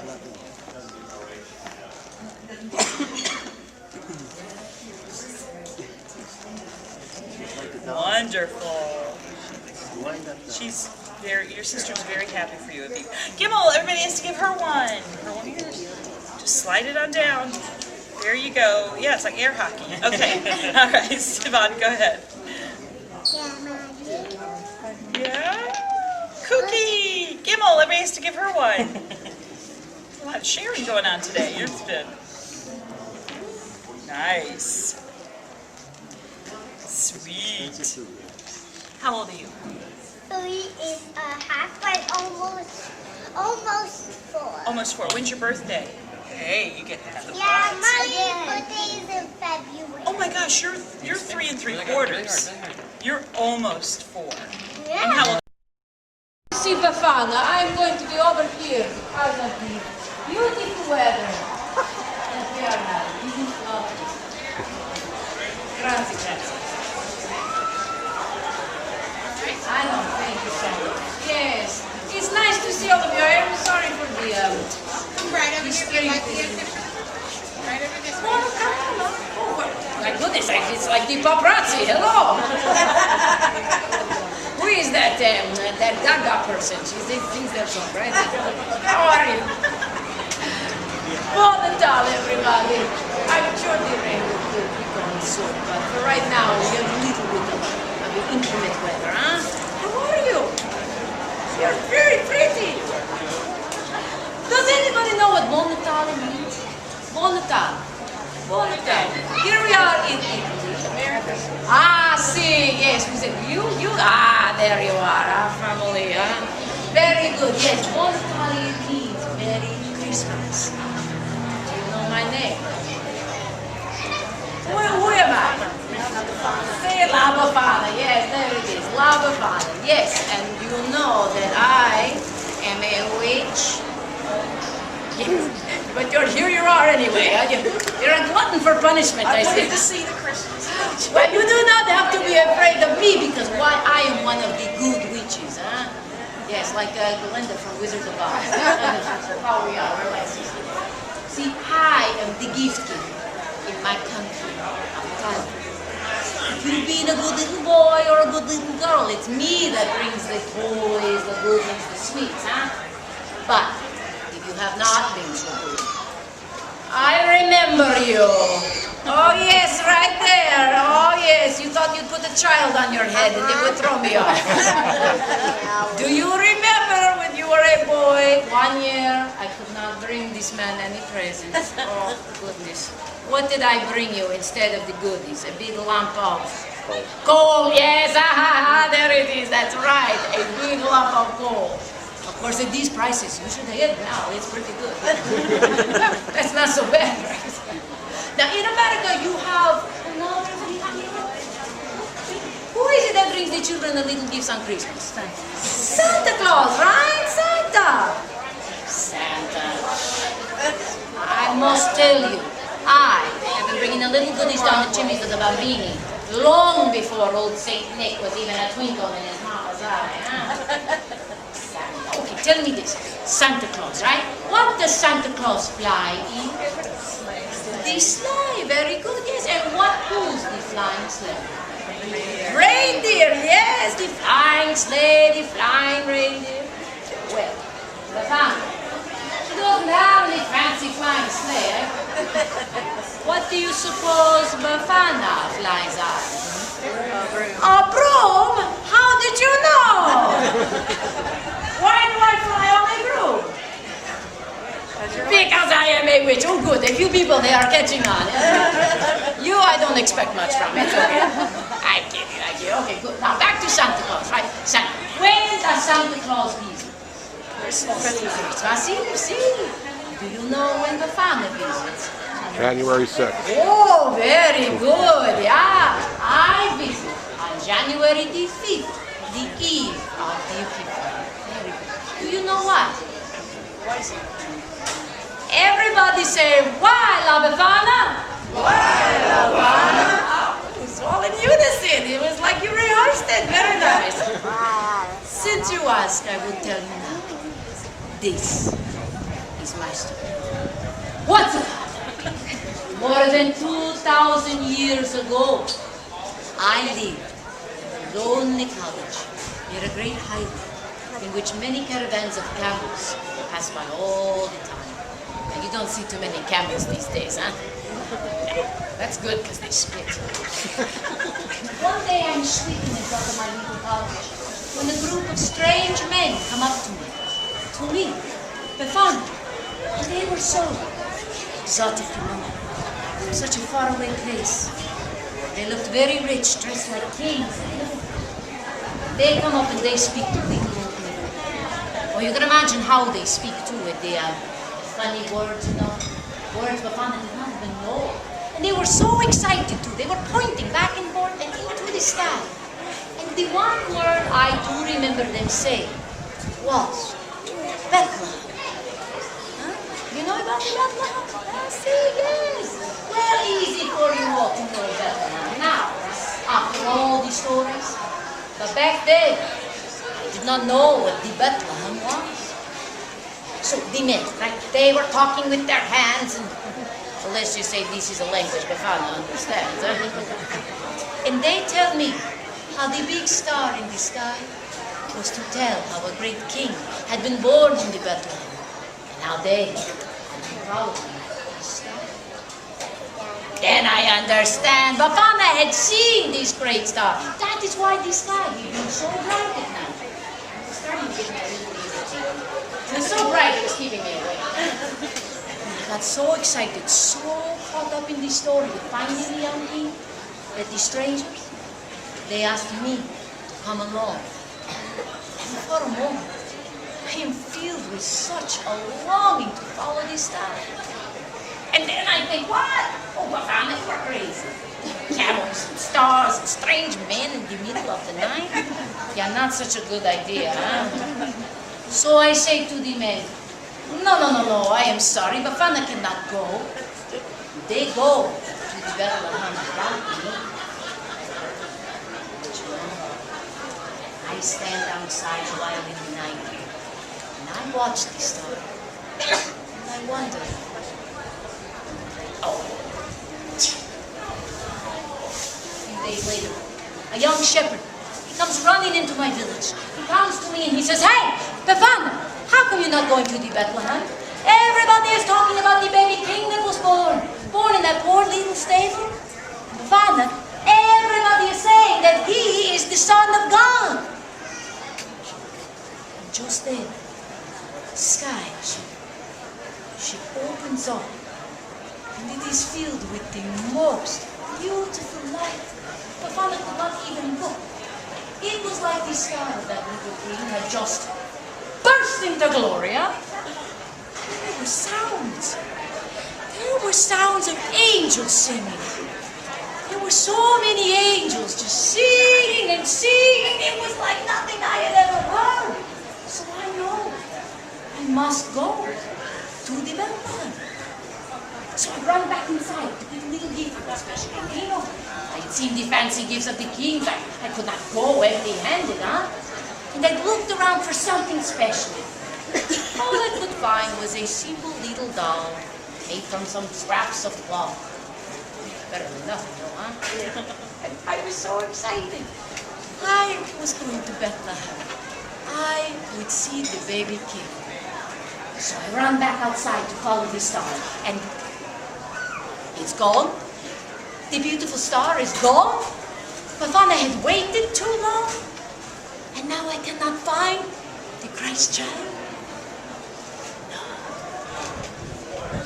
So, for more than 2,000 years, I have been looking for the Jesus Bambino, the Christ child. And on January the 5th, the eve of the Epiphany, the day the wise men arrived in the Bethlehem, I climbed down into the chimneys, and I looked into the faces of the sleeping children, and I think, what if you are here? What if you are the Christ child? And you know, when they are sleeping, you think it could be so, huh? And just in case I have looked into the face of the Gesù Bambino himself, that is why I leave a little gift. You may be thinking, oh, Befana, such a sad, sad story, huh? No, not so. No, because you see, in my country of Italia, Christmas is a time of great celebration, huh? It is a time to gather the family, the grandmothers and the grandfathers and the aunts, the uncles, the cousins and all the bambini. When we get together, we love to cook. And we love to eat. We laugh and we laugh now. We tell stories round the table. The bambini, they are playing and fighting with all of their presents. Sometimes we sing, and sometimes we do a little dance. It is molto bello. I know you know what I am talking about. See, it's Christmas. So, before I go, I leave you with what we say in my country. Pescao con quinoa, petao con itoy. Which means you celebrate Easter with whomever you please. But Christmas? Christmas is only with your own. Huh? So with that I say Buon Natale, everybody! Buon Natale! And there it is. Grazie, Buon Natale to you all. Thank you so much for coming over here. Grazie. I'm sorry about the weather, but you know, we made do, huh? Yes. Grazie. If you would like to do a quick photo, who would not? Welcome in, everyone. Welcome to Germany, and Dankeschön everyone for waiting for me. Now, if it does start to rain a little more, of course, we'll all run in fear, of course. But if not, I will stay if you will stay. So, hello, everyone. Oh, wunderbar, very good. Now that you're in Germany, you can say it like you're in Germany. Everyone say hello. Hello. Wunderbar. Now say hello, Helga. Hello. Oh, hello. Oh, very nice. Now, did you know that many Christmas traditions and customs celebrated all around the world started right here in Germany? Yeah, Christmas in Germany is my favorite time of the year. From village to village, town to town, we have lights everywhere. We have candles everywhere. We have nativity scenes. We have snow villages. We love everything there is to do with Christmas, don't you? Yeah, of course. And then you want to do a little bit of the shopping. So we have the Weihnachtsmarkt. Now, the Weihnachtsmarkt is a little like what we have here. Small shops that sell specialty items for the holidays. Over here, hand-blown glass ornaments. Of course, in our village, wonderful German chocolates. And for those of you, of course, that are a little on the older than younger side, of course, we have your favorite part of the Weihnachtsmarkt, and it's right there, although behind those people is the beer garden. Very good. Now, I was talking to some of the shopkeepers, and I was asking them what their favorite Christmas traditions were, and we all agreed on the same one. And it is for boys and girls, and it starts on December 1st and goes all the way through December 24th. Does anyone know what it is? The Advent calendar, yeah, and this is an Advent calendar. Now, do you know how you say this in English? Advent calendar, very good. Your German is perfect, very nice. Now, of course, the boys and girls will open one door every day, and behind each door you're going to get a different surprise. You may get a small toy, or maybe a piece of chocolate, or maybe even a beautiful snow scene. But while all the children are opening their Advent calendars and family members are out at the Weihnachtsmarkt doing their shopping, my mother and my Oma would be in the kitchen baking and cooking. Pfeffernuss, Christstollen, Liebkuchen, and sometimes my grandmother, my Oma, she would be sampling the spiced wine. Yeah, the Glühwein, right? Now you know why she's in the kitchen a lot. Well, other than our wonderful wines and our fabulous food that we have in Germany for the holidays, Germany is also a first for one very important Christmas decoration, and that is the Christbaum, or the Tannenbaum, or the Christmas tree. Yeah, would you like to hear the story about the very first Christmas tree? Everyone say yeah. Yeah. Wonderful, very good. This is a beautiful story and one of my favorites. And it takes place a few hundred years ago, where there lived a man by the name of Martin Luther. Now, Martin Luther was a well-known minister in Germany. And one night he was out in the winter woods, and he was walking, and he was thinking, and he was praying about what he was going to do for the Christmas Eve sermon. Then suddenly he came upon this beautiful fir tree, and it was covered in snow, and the lights from the stars above shone down upon it so beautifully that it reminded him of the night that the Christ child was born. Now, he was so overcome by the beauty of this tree. Do you know what he did next? Yeah, he cut it down. Cut it down and took it home to his family. Of course, this had never happened before. No one had ever brought a tree into the house. So I'm sure his children were sitting out home, you know, opening their advent calendars, when all of a sudden in walks the father, and he's dragging this huge fir tree behind him. They probably thought he was crazy, right? And I'm sure his wife was thinking, hey, who's going to clean that up? Not me. Well, they found a way to stand up the tree. And on the end of some of the branches, they would put a candle. Now, when they lit the candles on the end of the branches, the tree looked just like the tree from in the forest. And that was the very first Christmas tree. Now, of course, today you can see that we hang all kinds of things on a tree. Look at this. We have candies and toys and all kinds of things. But a long time ago, they did not have all of this stuff. So a long time ago, they would hang candy and bags of nuts. Now, if you have a bag of nuts, of course, you're going to need one of these. And this is a Nutcracker or a Nutcracker. Yeah, now there have been many songs and stories and a beautiful ballet written about this guy. Now, how many of you have actually seen the Nutcracker Suite Ballet? Wonderful, very nice. All right, now how many of you have been in the Nutcracker Suite Ballet? Anyone? Then that would be me. Yeah, I played a mouse. I did. I was very young. How old are you, young lady? 5. Yeah, see, I was 5 when I was your age. I was. And that is when I played the mouse in the Nutcracker Suite Ballet. Yeah. And I wanted to be like Clara. If you don't know the story, I was a big dreamer. And Clara is the little girl that dreams that the Nutcracker comes to life. And he turns into a prince. They go off to the land of the sweets. Oh, beautiful story. Well, I was a big dreamer when I was 5 years old. And of course, I am a little older now. Okay, I'm 25 now. But anyway, I will tell you that I still dream as big as I did back then. And I still dream that the Nutcracker could come to life and take me off to the land of the sweets. Well, I was thinking maybe, just maybe, since we are here in this place, where dreams come true here all the time, that maybe all of you could help me make my dream come true. Would you all like to help me out? Everyone say yeah. Wunderbar. Now, this is what we're going to do. We're going to use our imaginations, all right? So everyone has to close their eyes. Close your eyes, even the big kids. Close your eyes, and pretend that you are in the land of the sweets and that you're looking for the Nutcracker and you're riding in a beautiful white candy-covered sleigh, and it's covered in marshmallow and peppermint and white chocolate and pulled by 2 beautiful white horses. And as you're riding along, you go past the Weihnachtsmarkt, and the Weihnachtsmarkt is made of chocolates and candies. But all of a sudden, the horses stop, and you open your eyes to see what you can see. Oh, see, you all did it. You all made my dreams come true. You used your imaginations, and now the Nutcracker has come to life. Dankeschön for coming, Nutcracker. And Dankeschön to all of you, because you helped make my dream come true.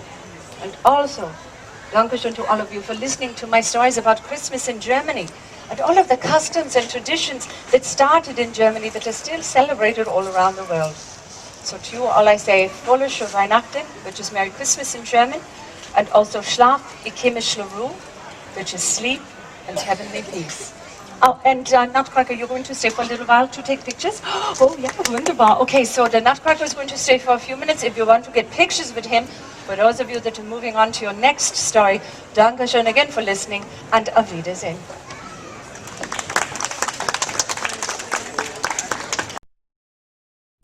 Ciao, friends. Ni hao. Ni hao, friends. Ni hao.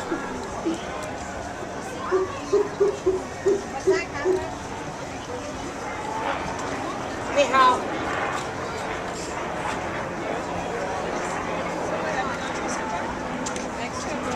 Ni hao, friends.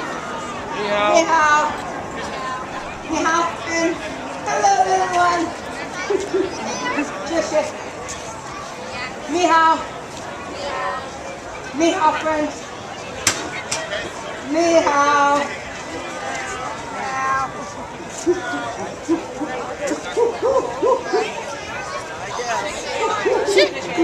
Ni hao.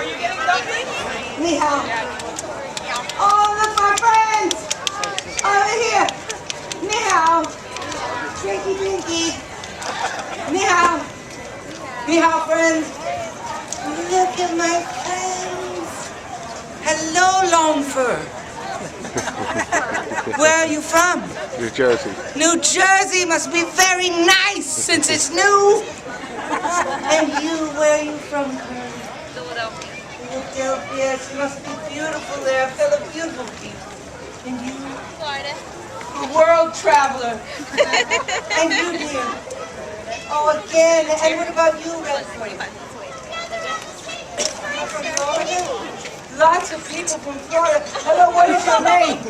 Me. Were you sneaking up on me? No, ma'am. Did you just say no, ma'am? What do I look like here? Not the Monkey Queen. And you, where are you from? Utah. Very nice. I have friends in Utah. What about you? Michigan. Have you been here before? Oh, so you're from the Michigan again? Where? Now. Josiah? Yeah, where are you from? You come from China? Oh, Lady Lake. Oh, the other China. Yes. Oh, and everybody's here. This is amazing. Where's everybody from? New Jersey. Come on! Okay, no need to shout. We're little ones. Come sit up here, right here. Hurry, hurry. Yes, yes. Sit like this, if you can. And we'll begin. Let's look for it together. Oh. Do we know what it is we're looking for? No? Well, yes, of course. Enlightenment. Enlightenment? I did not know what it was either. I know maybe you will find enlightenment in my story, so allow me to properly introduce myself. I am Sun Wukong, the Monkey King, and my story is an ancient one. It is one that goes back many, many years. It is a story of redemption and of enlightenment, of hope and goodwill. So come with me as I share my tale with you this holiday season. It all began long, long, long ago. It was a windy night and there was magic in the air. Now the powerful wind blew across the trees and over the land, blowing upward toward the midnight sky. And there, on a mountaintop left by the wind in its nocturnal journey, appeared a special rock. The rock from which I was born. Now, raised by a great and powerful teacher, I was taught the magic of life. I could change my shape at will. Do you believe me? You do? Ask me to become a tree. Say it again.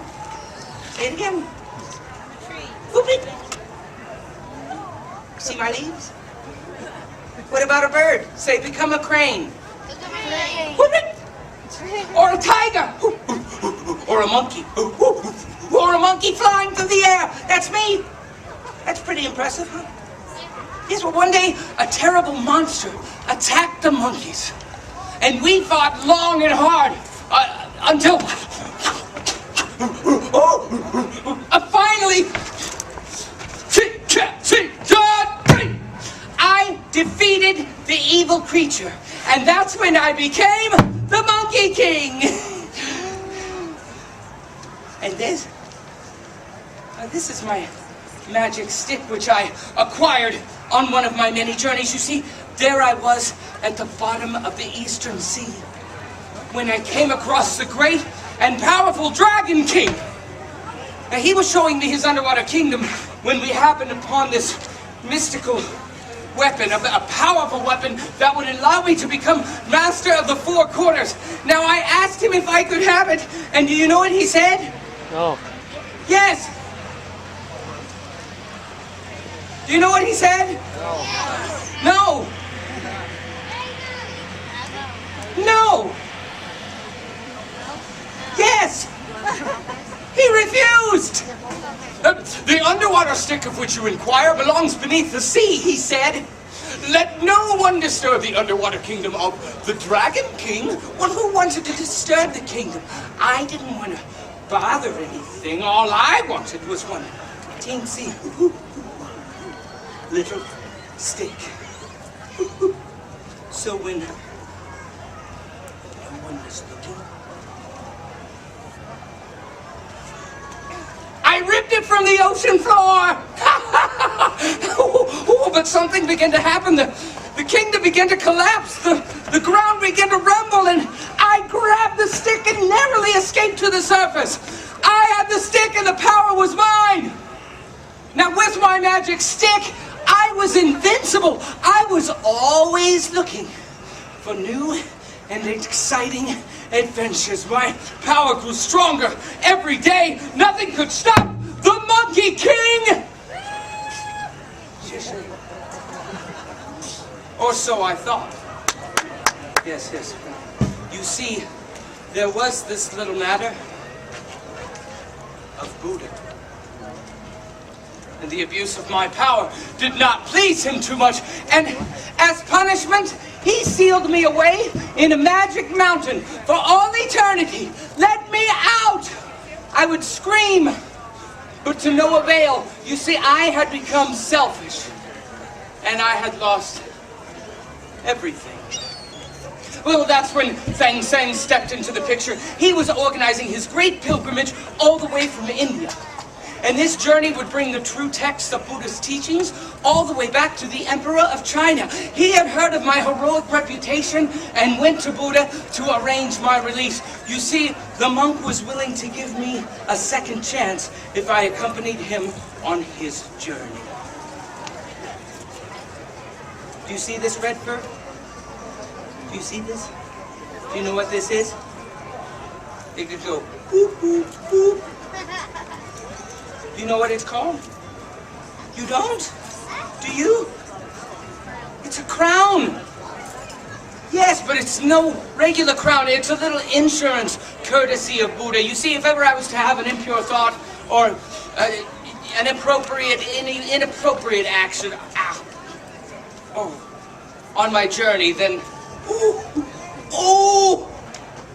then the crown would contract on my head, causing me great discomfort. Although right now it's just for looks, so I dare not demonstrate its ability. At any rate, I obeyed and protected my new master through the many, many perils we went on our journeys. And when we finally arrived back in China, teachings in hand, we were greeted with great cheers by the Heavenly Committee of Welcome.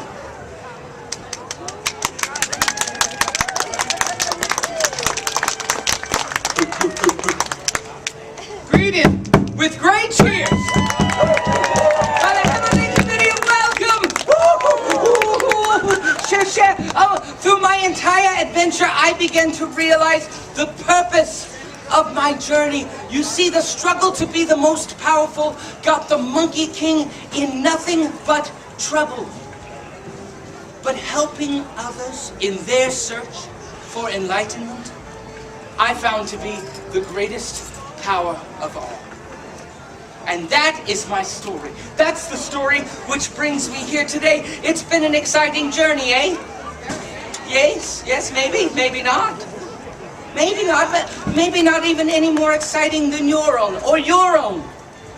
Because we all have a story. And this time that you call the holiday season is a time when cultures from around the world can come together and share our stories, because as different as we all are, our cultures are very much the same and based in love and a search for enlightenment.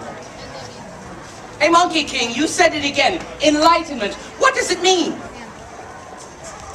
It's the lessons that we learn on this journey called life. So now that you know, take enlightenment, goodwill, and hope with you and share it towards others through the entire holiday season. And from me, the Monkey King, and all my Chinese ancestors, past and present, I wish you a very wonderful holiday season. And a very happy New Year! Thank you. And a very happy New Year! Oh! Share, come, talk to me! Folks, for pictures and autographs, the line's going this way!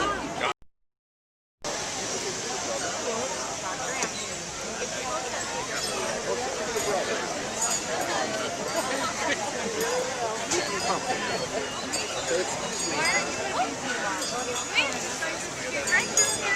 everyone.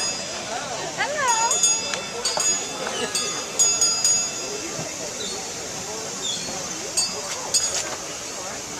Well, hello, everyone. Hello. Hello. So good to see you. My name is Sigrid, and I'm very excited today to tell you all about Christmas in Norway. Go you! Yes, that's how you say Merry Christmas in my country. So now let's all try it together on the count of 3. 1, 2, 3. Go you! Yes. Someone is very excited to say it. Go you! That's strange. I've never heard that echo before. Go you!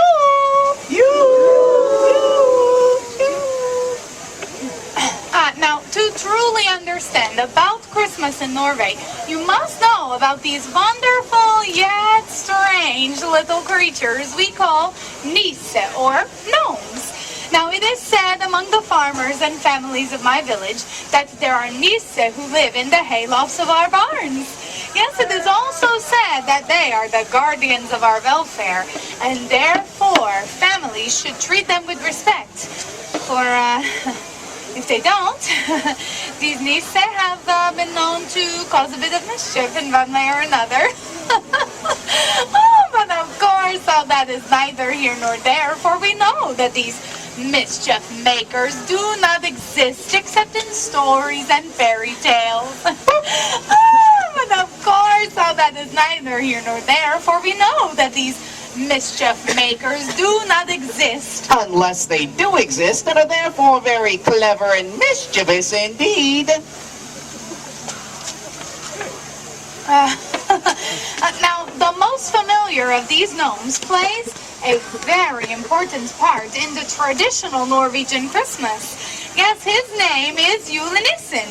He's a very old and rather odd-looking little gnome. Odd-looking? You're telling the story all wrong, lady. Well, I'm sorry, sir. Did you say something? Just now? No? Yeah, go you! Oh, yes, go you! Yes, don't be shy about that. You have been practicing, haven't you? Yes, anyway, Julenissen has become the traditional gift giver at Christmas time. So, all the children know to be on their best behavior, or Julenissen won't leave you a thing but a lump of coal. And believe me, I can do it. I've got my eye on you. Especially over here, interrupting the show like that. All right, Sigrid. Oh, sorry. Think I lost my train of thought there for a second. Now, Christmas in Norway is my favorite time of the year. Everyone is walking around with smiles on their faces, humming tunes and saying... Go you! Yes, that's right, you remember! Let me take advantage of Sigrid's ecstatic pause to introduce myself to you. Julenissen at your service. Go Jul! Oh, come on, you've been coming to these shows long enough. You know I'm going to keep asking till everybody does it, so gotta play along. Go Jul! All right, I still see some of you in the back. Everyone, really get into it. It comes from the belly. Go Jul! Oh, that's wonderful. You all sound like a bunch of sick cows.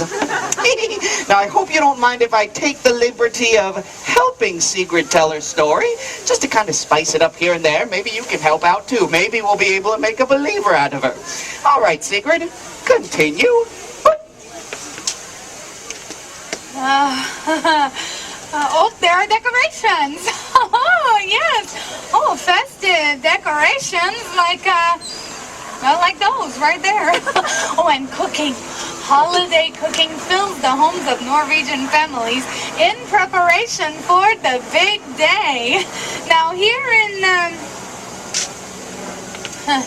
in the United States, yes, most of you celebrate on Christmas Day, right?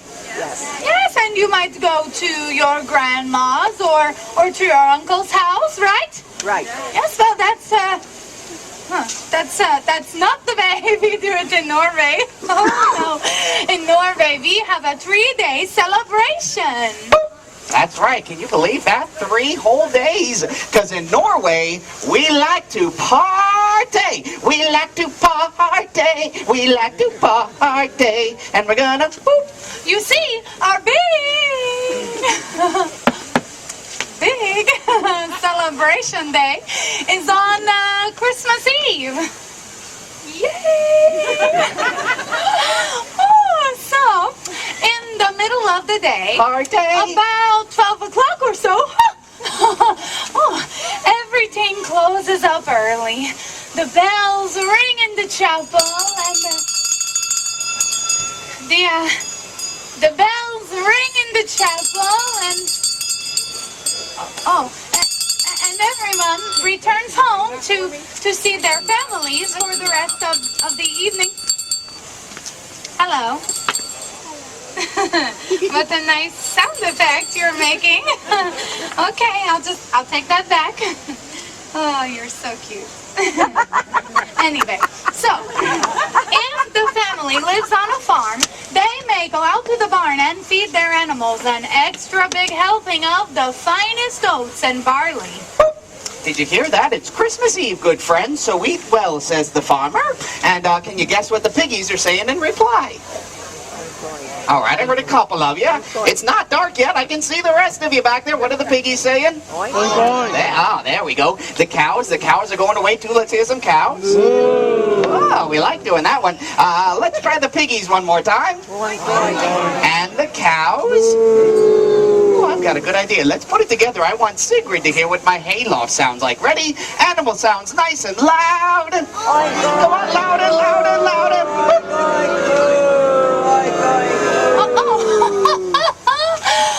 I thought you were all booing me there for a second. I was like, oh no, but no, I get it. Yes, you are making funny animal sounds. Okay, moo oink. So cute. Anyway, speaking of the animals, for the birds, we have what's called the Yule egg. Now, the children of the village, yes, they go out and they find the biggest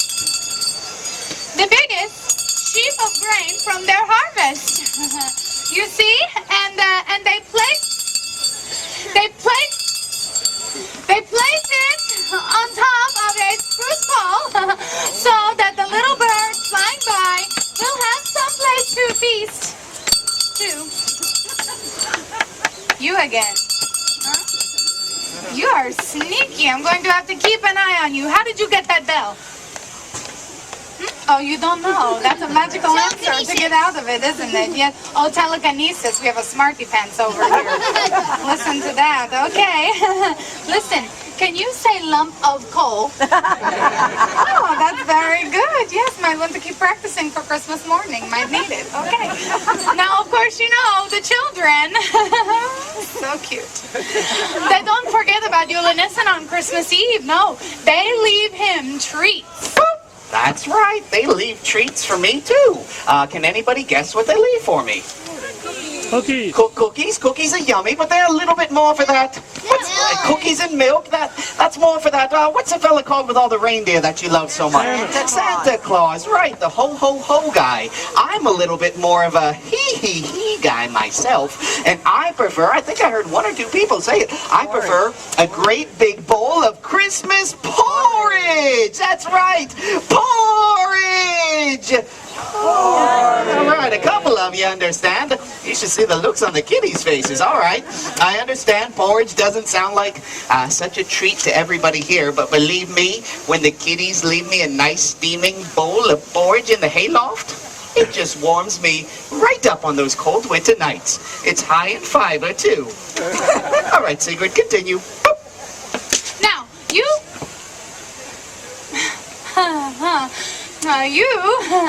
will never guess what the children leave for Julenissen. So let's see, off the top of your head, just try to guess. What do you think? Porridge.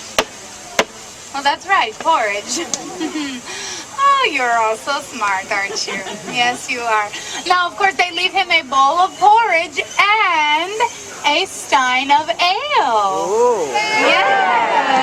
Yes, okay, very excited about that. And as Julenissen prepares for his journey delivering Christmas gifts, the Norwegian family begins their celebration. It's lights out, and the parents say, "Come on, children, into the next room," as the entire house is illuminated only by the soft glow of candlelight. Oh, yes. Now, after a very big feast, everyone gets all excited, especially the kids, because they know that the Christmas tree is in the next room.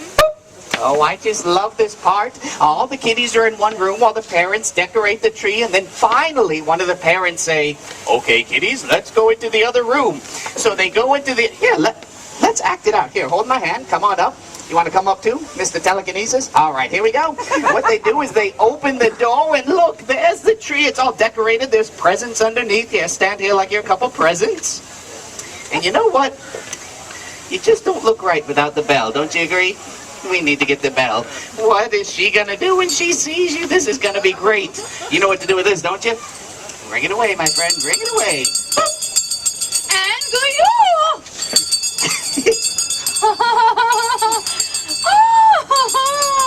You are quite the kidder, aren't you? Yes, you are. Look at you. They're working in cahoots now, aren't they?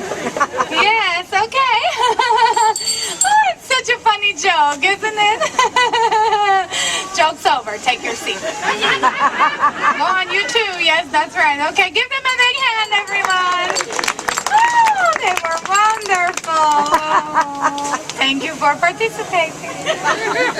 You know, they're just like the children in Norway. After we open gifts, everyone loves to joke around. Oh, we're having fun, aren't we? And then, the rest of the evening is spent exchanging gifts and singing Christmas carols around the Christmas tree until very late at night. Hello, yes. Now that's all on Christmas Eve. Yeah, hello. Now even though the children open up all the... I see you. Yes, you're very friendly. Okay. They open up all their presents on Christmas Eve. Everyone is practicing their puppeteering now. Okay. They still get up very early on Christmas morning. Okay, no more sugar for these people here with the arms. Now some people attend church services, you see, but then the rest of the day is spent quietly. I'm very worried about some of you. At home with the family, yes.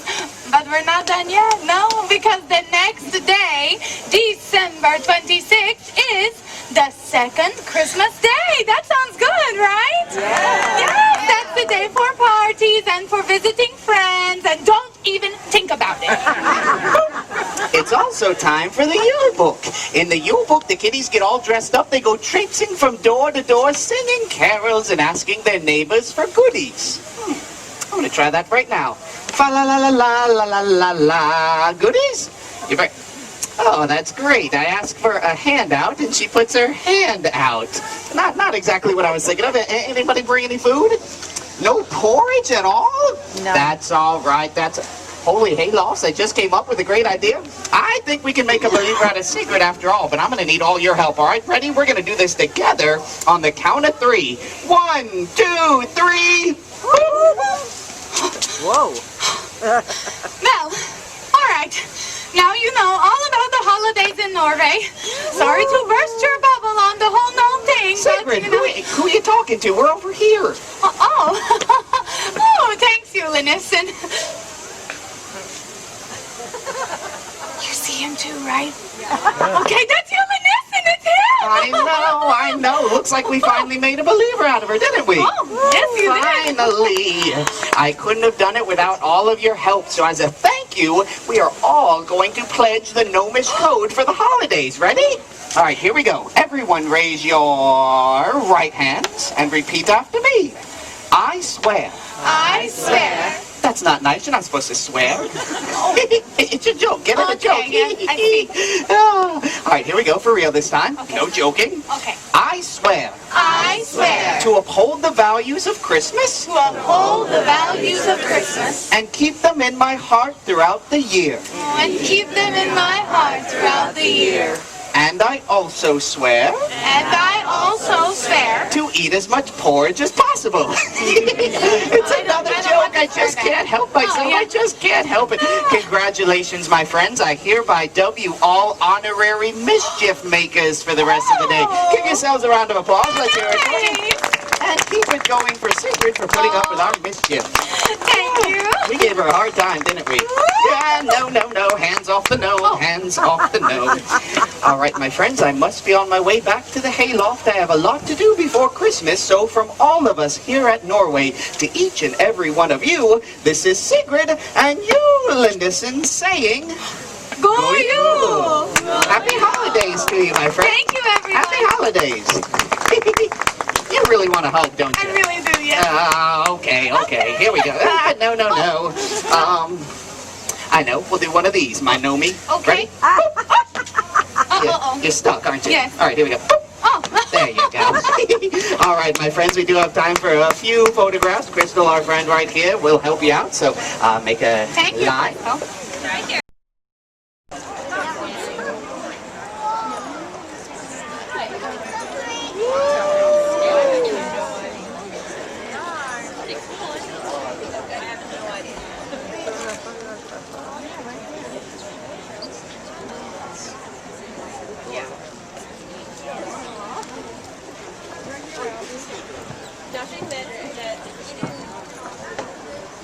Buenas tardes, mis amigos. ¡Feliz Navidad! Welcome, my friends. Merry Christmas.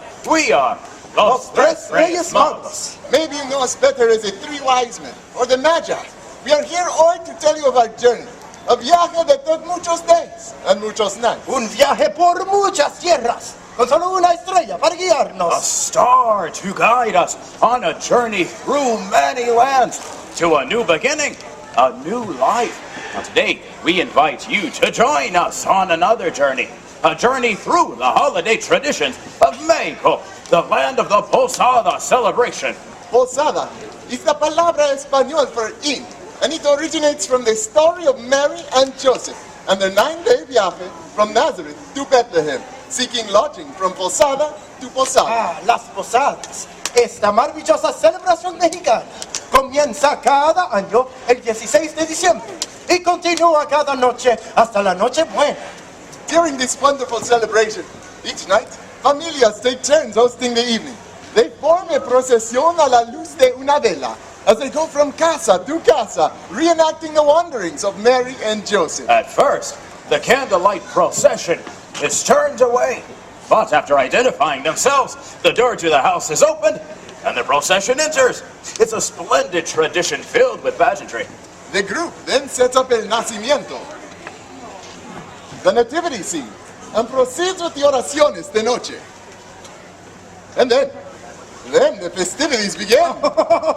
Todos se van al patio para disfrutar de música y baile. Y cada noche, un despliegue de fuegos artificiales que iluminan el cielo. He obviously enjoys the afternoon dancing and the sky that is illuminated with fireworks. Now, Las Posadas happens every night from December 16th to December 24th, Christmas Eve, which is the most impressive celebration of them all. Yes. On Christmas Eve, a small image of the baby Jesus is placed in the nacimiento. Velas are lit around the altar as all rejoice in canción y oración. Yes, now after rejoicing in song and prayer, the families then go to midnight mass to celebrate the birth of the baby Jesus. The end of Las Posadas brings us to our next holiday celebration. Remember the star that guided us on our journey? Well, we, Los Tres Reyes Magos, followed the Bethlehem star for 12 days and nights until we found the baby Jesus. Llegamos trayendo regalos de oro, incienso y mirra para el rey recién nacido. Today, that gift-giving tradition continues and is celebrated on January 2nd. It is known as El Día de los Tres Reyes, or Three Kings Day. in anticipation of our arrival. Ah, los niños dejan sus zapatos en el umbral. Ah, yes, the children. They leave their shoes on the doorstep, hoping that we will leave them gifts as we pass silently through the night. If the children have been good, they will find wonderful toys and gifts stuffed in their shoes the next morning. Y si los niños han sido malos. Gaspar, the children have never been bad. Con las posadas y el Día de los Tres Reyes. La celebración navideña es una de las más festivas en todo México. The holiday season continues until February 2nd, when El Día de la Candelaria, the day of purification, is celebrated. On this day, all of the nacimientos are put away, and the celebration of Christmas officially ends. El espíritu de la Navidad se siente en el aire. Gaspar speaks of the spirit of the Navidad that fills the air in the homes of Mexico. Los hogares mexicanos son decoradas con linternas de papel de muchos colores. Yes, as the homes are decorated with colorful paper lanterns. Ramas de hoja perenne, evergreen, musgo español, Spanish moss, ángeles, angels, palomas y por supuesto las pasas. Ah, la flor hermosa de la Noche Santa, the poinsettia. Típicas de México. Oh, the beautiful flower of the holy night. Legend has it long ago on Christmas Eve, a poor beggar boy went to church in great sadness because he had no gift for the holy child. As the story goes, the boy gathered branches of green leaves from a bush on the side of the dusty road and took them to the church. Seeing the gift of branches, all the other niños mocked him. What kind of regalo is that for a king? They asked. Well, the poor boy felt ashamed and wanted to run and hide. When all of a sudden, miracle of miracles, dazzling red star-shaped flowers began to bloom on the branches right before their eyes. With pride, the boy entered the church with his gift, a gift of love, a gift of beauty, a gift from the heart. Since then, every year during Pascua de Navidad, poinsettias bloom all over the Mexican countryside. Everyone is filled with the true espíritu festivo at the mere sight of the glorious Christmas flower. And it is this spirit that fills the holidays in Mexico. A candlelight procession of the sounds of children laughing as they open their gifts, and the sights of the season, all coming together to make a magical Christmas celebration. Es un país rico en su gente y sus costumbres. Yes, a country rich in tradition and legend. So from Los Tres Reyes Magos, Melchior, Gaspar, and I, Balthazar, we hope your holidays are filled with your own rich customs and traditions. Feliz Navidad. Feliz Navidad. Ladies and gentlemen, the three kings have just a few moments to meet with you for photos if you would like. Mi amigo Miguel, would you help us meet our new friend?